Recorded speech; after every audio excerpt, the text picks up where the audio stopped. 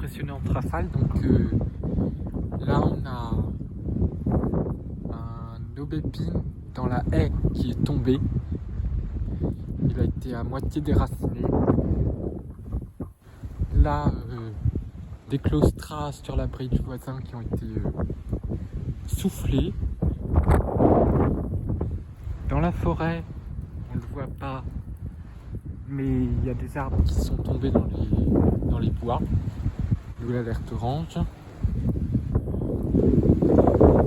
Et puis ça a vraiment bien soufflé. Donc là,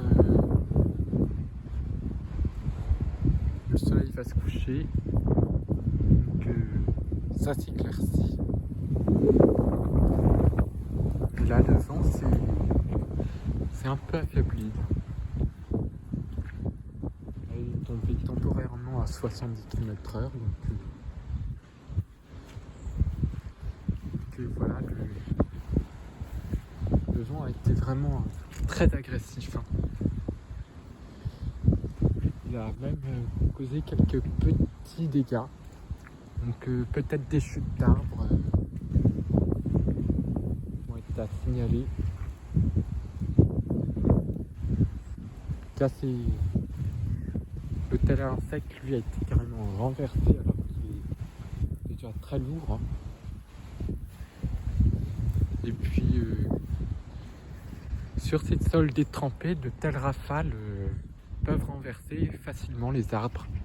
Et c'est bien ça le problème pendant les tempêtes. Donc, il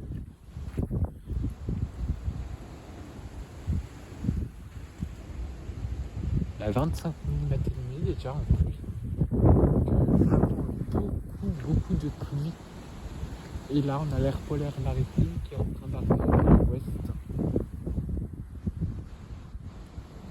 Avec ses belles couleurs orange.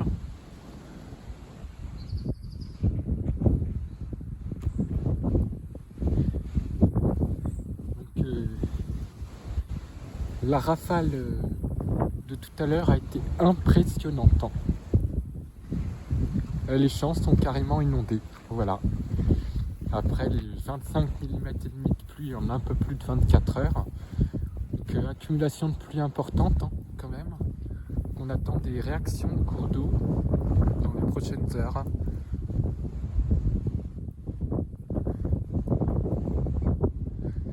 Donc, quelques inondations vont être à signaler. On est en alerte jaune pour les inondations. Donc on était en alerte jaune là pour les fortes pluies. Donc des inondations locales peuvent se produire.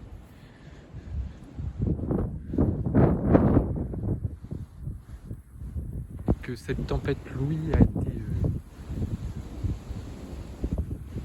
assez virulente quand même.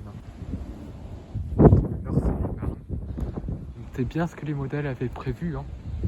Des pointes à plus de 130 km/h. Donc c'est pas anodin quand même d'avoir ça à l'intérieur des terres.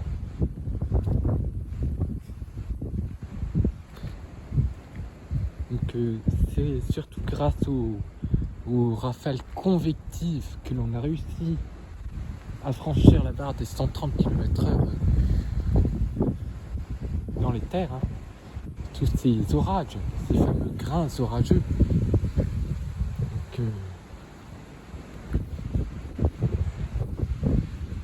pas trop de dégâts à signaler, mais c'est quand même assez impressionnant.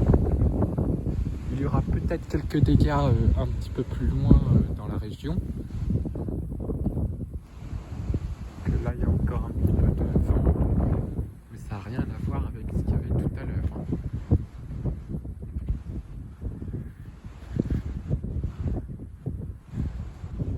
La preuve, je n'ai jamais eu une telle valeur de vent dans le jardin. La seule fois où j'ai eu une telle valeur de vent, c'était en altitude dans le massif central lors d'un gros coup de vent en période estivale, mais c'était en altitude, à plus de 1000 mètres d'altitude que j'avais eu une valeur de vent comme ça.